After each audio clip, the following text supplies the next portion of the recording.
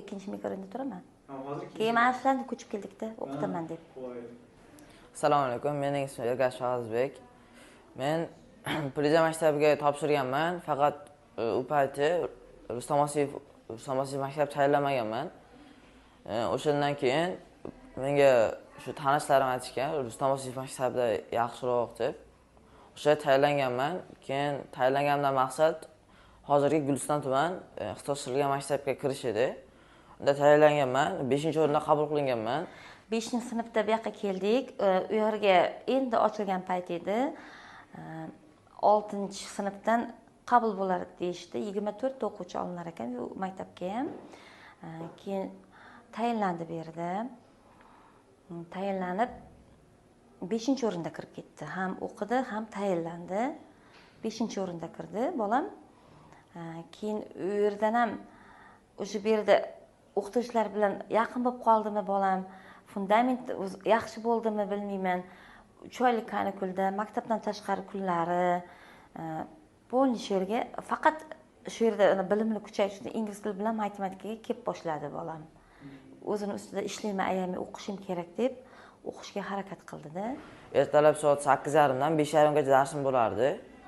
O'sha 5:30 da dars o'qigandan keyin maktabdan chiqib, shu Rustam Osipov maktabiga kelardim, ingliz tiliga Abrorikaga. Shu darslarda ko'proq charchab qolardim. Bir kunda 10 soat, 12 soat o'qish ancha qiyin.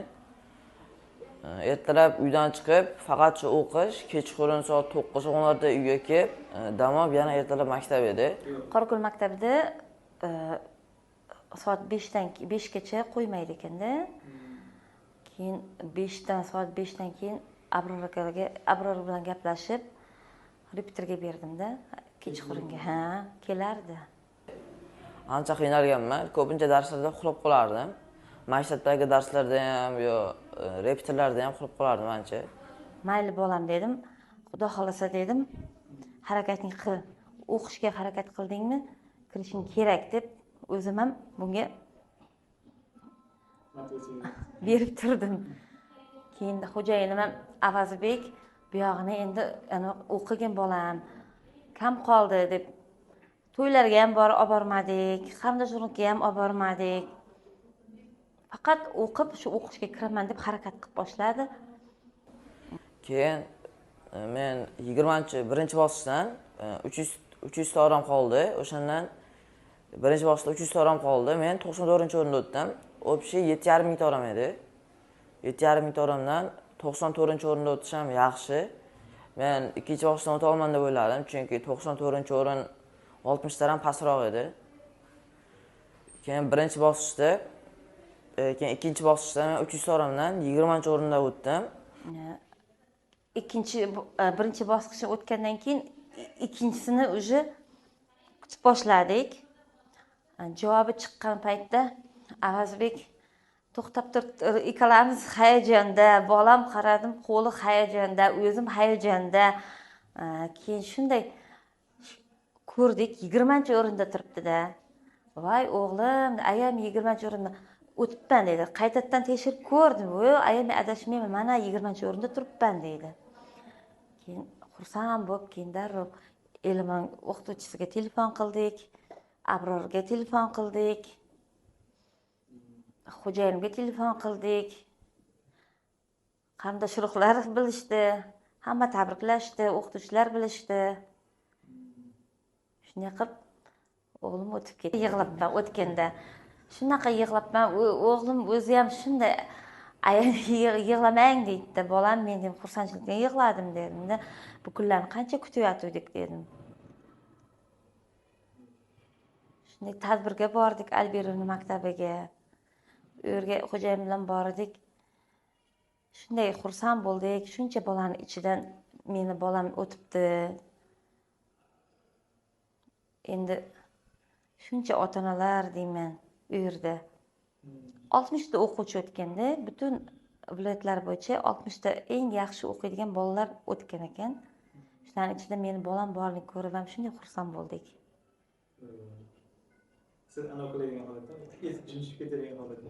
Ha, xo'jayinim shunday o'ylamabman bunday maktabligini dedi-da.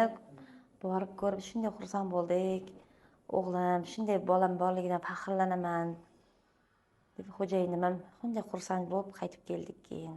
Shu Rustam Osipov maktabiga katta rahmat aytaman, chunki har qanday sharoitda ham o'qitgan bizda.